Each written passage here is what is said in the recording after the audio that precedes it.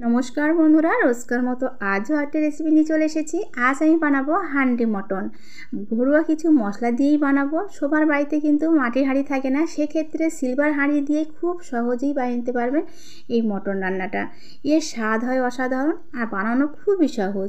ভিডিওটি প্রথম থেকে দেখার জন্য অনুরোধ থাকলো, আশা করছি ভালো লাগবে। আর ভালো লাগলে আমার চ্যানেলটাকে সাবস্ক্রাইব করার জন্য অনুরোধ রইল।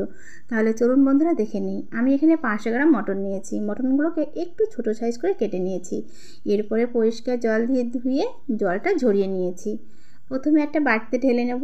এর সঙ্গে দেব নুন স্বাদ অনুযায়ী, লঙ্কার গুঁড়ো, হলুদ গুঁড়ো, হাফ টেবিল চামচ দেবো জিরে গুঁড়ো, ধনিয়া পাউডার, 1.5 টেবিল চামচ আছে আদা বাটা, রসুন বাটা। মানে আদা বাটাও 1.5 টেবিল চামচ, রসুন বাটাও ঠিক ততটাই। আর 300 গ্রাম পেঁয়াজ সরু করে কেটে নিয়েছি, মানে সরু পাতলা করে কেটে নিয়েছি। 300 গ্রাম পেঁয়াজ আমি একসঙ্গে দেবো না, হাফ পেঁয়াজ দেবো। আর একটা টমেটো কুচোনো, 4টে কাঁচা লঙ্কা আর 50 গ্রাম তেল দিয়ে ভালোভাবে এটাকে মেখে নিতে হবে। এটাকে ঠিক আধা ঘন্টার জন্য আমি এটাকে মেরিনেট করে রাখবো। আপনাদের হাতে সময় থাকলে এটাকে কিন্তু 1 ঘন্টা রাখলেও আরও ভালো হবে। আধা ঘন্টা পরে আমি রান্নার দিকে চলে এসেছি। আমি এই হাঁড়িটাই আজকে রান্নাটা করব। এর জন্য আবারও 50 গ্রাম মতো দেবো এখানে সর্ষের তেল। একটা তেজপাতা কেটে দেবো আর দেবো এখানে গোটা গরম মশলা, এলাচ আছে, লবঙ্গ আর দারচিনি। তার সঙ্গে দেবো এখানে পেঁয়াজ। আমি এখানে 500 গ্রাম মটনে নিয়েছি 300 গ্রাম পেঁয়াজ। পেঁয়াজটাকে এখানে বাদামি করে ভেজে নিতে হবে, তবে খুব বাদামি না, হালকা বাদামি করে ভেজে নেব। আর খুব সুন্দর একটা গন্ধ আসবে। এই সময় এখানে দেবো মেরিনেট করা মটন। আর হ্যাঁ বন্ধুরা, এই সময় কিন্তু আঁচটা একদমই আস্তে আছে। আপনারা কিন্তু এখানে মটনের জায়গায় পোলট্রির মাংস দিয়েও কিন্তু বানাতে পারবেন। এরপরে এখানে দেবো ভেজে রাখা আলু। আলুগুলো আমি আগের থেকে নুন আর হলুদ দিয়ে ভালোভাবে ভেজে নিয়েছিলাম। এখানে দেবো গরম মশলা গুঁড়ো আর ঠিক দেবো 2 কাপ জল। মানে যে বাড়িটা মেরিনেট করে রেখেছিলাম সেখানে কিছুটা মশলা বেঁচেছিল, সেই মশলাটা ধুয়ে আমি এখানে দিয়ে দেবো। 2 কাপ জল দিয়ে আবারও হাতার সাহায্যে ভালোভাবে মিশিয়ে নিতে হবে।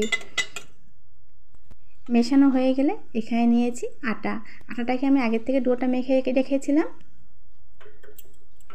এই হাঁড়ির চারপাশে ভালোভাবে লাগিয়ে নিতে হবে, যাতে ভিতরের যে বাষ্পটা যেন বাইরে না বেরিয়ে আসে।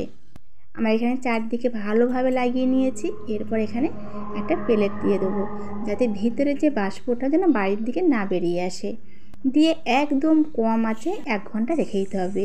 হাঁড়ি মটনটা বসিয়ে দিয়ে 1 ঘন্টার মধ্যে কিন্তু সংসারে কিছু কাজ করে নিতে পারবেন কোনো রকম ঝামেলা ছাড়াই। 1 ঘন্টা পরে আবারও কিন্তু 5 মিনিটের জন্য রাখতে হবে, এতে হালকা ঠান্ডা হয়ে যাবে। এরপরে এখানে যে আটার ডোটা রেখেছিলাম এটা কিন্তু খুলে নেব। আর বন্ধুরা বললে বিশ্বাস করবেন না যে এর গন্ধটা এত সুন্দর এসেছে। যখনই ঢাকনাটা খুলবো সেই সময় এত সুন্দর একটা গন্ধ, এর গন্ধ শুকলে যেন খিদেটা আরও বেশি বেড়ে যাবে।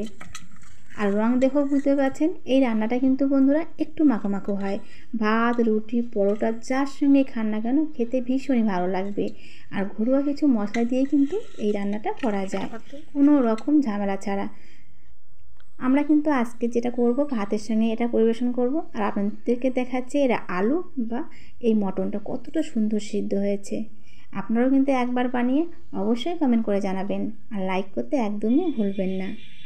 দেখুন হাত দিয়ে চাপ দিয়ে কিন্তু খুব সুন্দরভাবে গলে যাচ্ছে। তাহলে বন্ধুরা সবাইকে আজকের মতো নমস্কার। সবাই ভালো থাকবেন, সুস্থ থাকবেন। আবারও একটি রেসিপি নিয়ে চলে আসবো ঠিক অন্য দিনে।